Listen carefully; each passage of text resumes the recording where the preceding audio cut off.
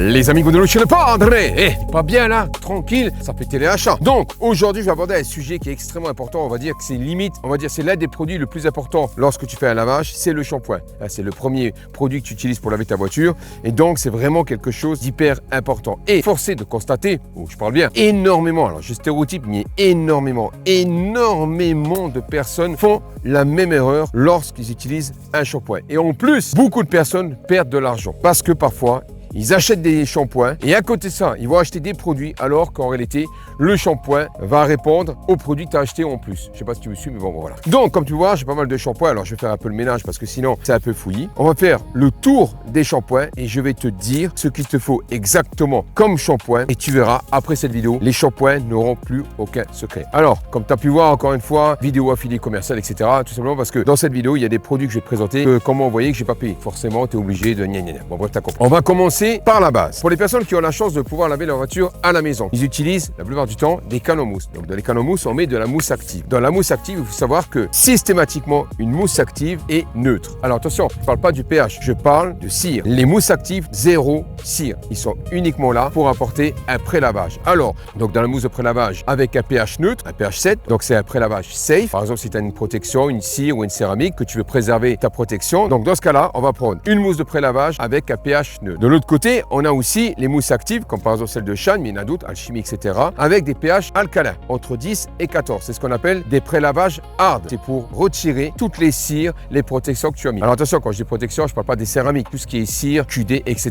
Ça va t'aider à les faire sauter. Évidemment, il faut aussi le shampoing adapté pour ça. Donc, les shampoings de pré-lavage, donc les mousses actives, sont dédiés uniquement pour faire un pré-lavage. Il n'y a pas d'agent cirant, ça t'apportera aucune cire. Il n'y a aucun agent pour protéger ta voiture. Les pH, c'est soit neutre, soit alcalin. Si tu veux préserver ce que tu as mis sur ta voiture, je te conseille de prendre des pré-lavages neutres. Vérifie bien le pH avant de l'acheter. Celui de Shine, il me semble qu'il a un pH de 10 et celui d'Alchimie entre 13 et 14. Donc là, on est là pour retirer. Donc ça, c'est pour la mousse active, le pré-lavage. Ensuite, si par exemple, tu n'as pas d'agent moussant ou tu n'as pas envie de te prendre la tête à prendre un agent moussant, etc., en sachant que lui, tu peux le rajouter à un shampoing. Mais attention, si tu le rajoutes à un shampoing avec un pH neutre, si lui, il est alcalin, il va donner un pouvoir alcalin à ton shampoing. C'est-à-dire que par exemple, si tu as un shampoing avec un pH neutre à 7 et que lui par exemple, bon lui c'est 10, mais par exemple tu prends un pré-lavage avec un pH 14, attention, ton lavage risque d'être hard malgré que tu as mis un shampoing. Faire attention. Donc quand on utilise encore une fois un pré-lavage hard, vérifie que ton shampoing et aussi hard, etc.,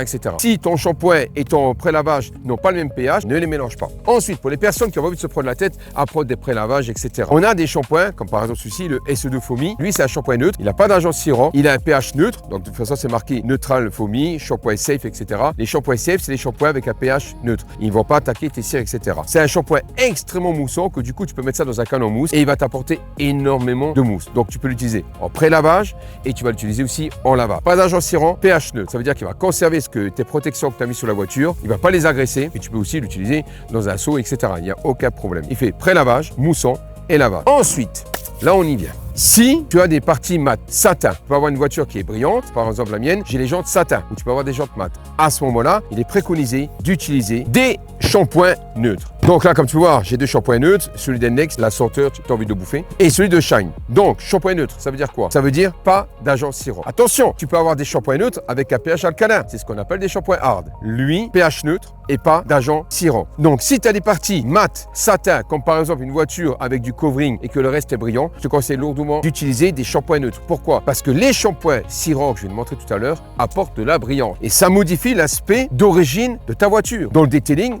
la phase la plus importante, c'est de conserver l'aspect d'origine de la voiture. Pour moi, le detailing, c'est ça. C'est conserver l'aspect d'origine de sa voiture. Bon, je vais te faire une tête comme ça, mais par exemple, le nombre de préparateurs qui ont rendu des voitures avec des intérieurs brillants, des sièges en cuir brillants, dégueulasses. Le vrai detailing, c'est de rendre l'aspect d'origine à sa voiture. Et pour ça, toi aussi, tu peux le faire. Il faut juste prendre des produits adaptés. Donc en réalité, le meilleur des shampoings qu'il faudrait pour une voiture, c'est un shampoing neutre. Et là, tu es sûr de ne pas modifier l'apparence de ta voiture. Mais on y viendra après. Ensuite, justement, les shampoings hard. Shampoing dégraissant des paraffinants. J'ai pris celui de Shine parce que je l'utilise énormément, mais il y en a d'autres, il n'y a pas de souci. Les shampoings hard, ils n'ont pas de scie. Ils ont un pH extrêmement élevé, entre 13 et 14. Pourquoi? Encore une fois, pour retirer toutes les cires, les protections. En réalité, Répétez, quand tu prépares ta voiture pour l'été ou l'hiver, on va mettre à poil la bagnole et donc lui il va t'aider. Il va te retirer tout ce que tu as mis sur ta bagnole, associé avec un pré-lavage hard, c'est encore mieux. Et à ce moment-là, tu as un pré-lavage hard qui retire partiellement tes protections et lui avec l'action mécanique, il va tout dégager. Donc lui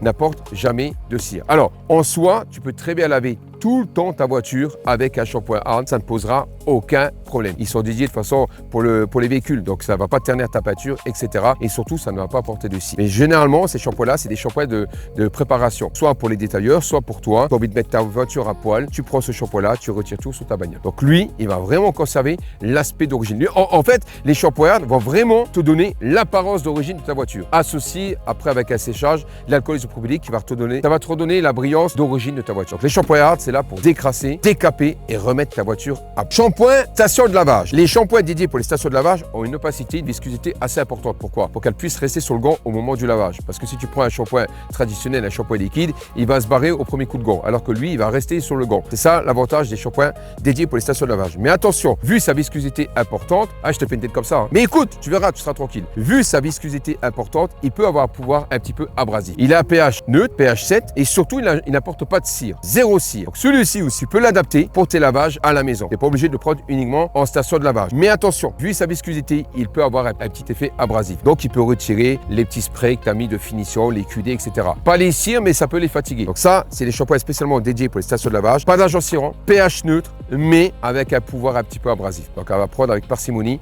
si tu as mis une protection. En dernier, on vient sur les shampoings cirants, tu vas comprendre. Les shampoings acides. Les shampoings acides, ils sont spécialement dédiés pour les taches de calcaire. Si par exemple, tu n'as pas un adoucisseur d'eau à la maison ou par exemple, tu vas en station de lavage et que tu vois qu'après ton lavage, il reste des traces d'eau, des taches d'eau, etc. Le shampoing acide est là pour retirer toute la pellicule routière. Mais à la base, les shampoings acides, ils étaient dédiés pour les personnes qui avaient des céramiques. Il y a beaucoup de personnes qui ont fait poser des céramiques et qui 6 mois après, ils disent, Padré, la céramique, elle ne marche plus. Pourquoi? Il n'y a plus d'effet déperlant. Ça n'a rien à voir. C'est juste que tu as une pellicule routière sur ton véhicule et qu'il faut le retirer. Et c'est pour ça qu'à la base, les shampoings acides étaient dédiés pour ça. Tu passes ton shampoing acide, tu retires la pellicule routière, tu rinces et ensuite, il faut passer sur un shampoing, il faut retirer l'acidité. D'abord, tu les rinces, mais ensuite, il faut réappliquer un deuxième shampoing qui n'est pas un shampoing acide. Lui, il est là pour retirer la pellicule routière, mais aussi pour retirer les taches d'eau, les taches de calcaire, etc. Mais tu as des shampoings acides avec des pH très très bas. J'ai déjà vu des shampoings acides avec un pH 1. Et lorsque tu le mélanges avec de la flotte, on est sur un pH 2, ce qui est très acide. Tu as les shampoings spécialement dédiés pour les engins. Je te demande de regarder la gueule du bouchon. Ça, c'est des shampoings qui ne sont pas du tout adaptés pour les voitures. Mais pourquoi j'en parle? Parce que j'ai de tout.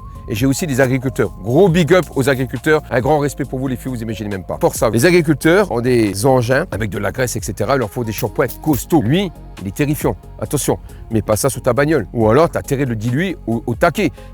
Tu l'as fait fondre ta bagnole. Regarde, je te montre encore une fois. Regarde le bouchon, tu as compris. Ok. Max 2000 de chez ProElite, spécialement dédié pour les engins agricoles, les chantiers, etc. Donc rien à voir sur ta bagnole. Il reste 2 shampoings. Les shampoings cirants. Par exemple, le plus connu de chez Meguiar's, c'est celui-ci. Le shampoing ultime, brillance et protection. Pourquoi il dit brillance? Parce qu'il est couplé avec de la carnauba, donc il va apporter un effet ciré. Protection parce qu'il y a des polymères. Donc en réalité, c'est un shampoing synthétique basé sur de la carnauba. La carnauba, c'est un agent naturel, c'est de la cire carnauba. Et ensuite, des polymères, c'est synthétique. Les shampoings cirants, ce sont des pH neutres. Tous les shampoings cirants ont un pH neutre. Pourquoi? S'ils ont un pH alcalin, la cire, le CO2, la silice ne tient pas. Les shampoings cirant à base de céramique ou graphène. J'ai pris celui-ci, mais si j'avais pris un sur céramique, ça aurait été exactement pareil. Les shampoings spécialement dédiés sur base de céramique vont donner un effet déperlant, vont donner une belle brillance. Mais attention, les shampoings cirants ont une fâcheuse tendance à polir la matière. Ça veut dire que si tu utilises ces shampoings, tu peux les utiliser, il n'y a aucun problème. Mais attention, tout ce qui est mat, comme par exemple les jantes, les joints de portière, etc.,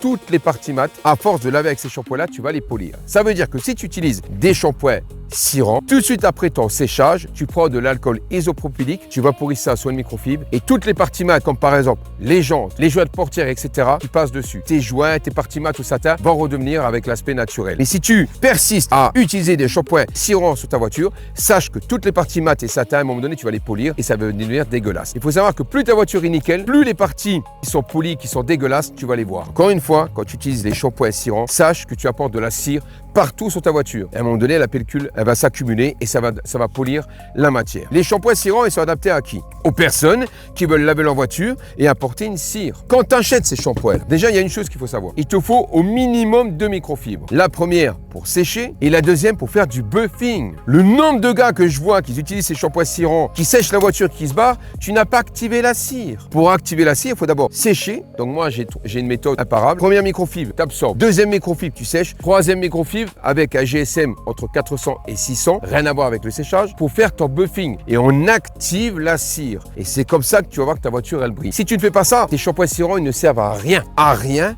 À rien. Et je suis bien placé pour te le dire parce que moi j'utilise des glossmeters. Quand je prends mes valeurs avec le glossmeter, je vois tout de suite la différence entre un séchage basique et un buffing totalement différent. Donc ces shampoings-là, par exemple, lui au graphène, excellent. Il faut faire du buffing. Quand tu achètes ce genre de shampoing, pourquoi tu finis avec un spray ou un QD? T'en as pas besoin. C'est déjà dedans. Surtout lui. Les shampoings sur base de graphène ou de céramique, avec la silice, du CO2, avec un effet déperlant.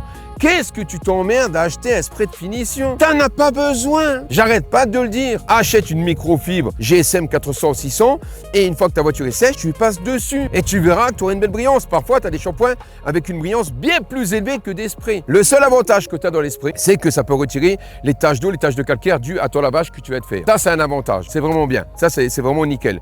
Mais à ce moment-là, si par exemple, tu utilises un spray de finition, on va partir sur un shampoing neutre parce que lui, il va pas apporter de cire, il va pas polir toutes les matières et étant donné qu'après, tu prends un spray de finition, tu vas apporter de la brillance aux éléments que tu as choisis. C'est bon, tu as tout compris? Si vous utilisez des shampoings à base de carnauba, à base de céramique, etc., arrêtez de vous emmerder avec un spray de finition, vous n'en avez pas besoin. Et pour les personnes qui ont des voitures avec des céramiques, etc., les shampoings neutres, il n'y a aucun problème. Ou alors, tu peux très bien prendre des shampoings sur base de céramique ou de graphène avec un effet déperlant. Bon, je ne l'ai pas là, c'est pas pour faire la pub, mais Shine ont un shampoing excellent pour ça. Ils ont un shampoing déperlant. Shampoing neutre, pas d'agent cirant et des perles. Et ça, c'est vraiment le shampoing excellent pour toutes les personnes qui ont une protection, surtout si tu as mis une cire à base de graphène, à base de téflon, à base de carnauba, etc. Bon, la carnauba, ça ne tient pas longtemps, mais bon, bref. Tu prends le shampoing déperlant de chez Shine, fais un peu la promo parce que j'avais insisté avec Shine pour qu'ils sortent justement ce shampoing-là. Sauf si je dis de la merde, à ma connaissance, c'est le seul shampoing qui donne un effet déperlant sans ajouter de cire et avec un pH neutre. Donc, si par exemple, tu as une voiture sur base de céramique, avec une céramique,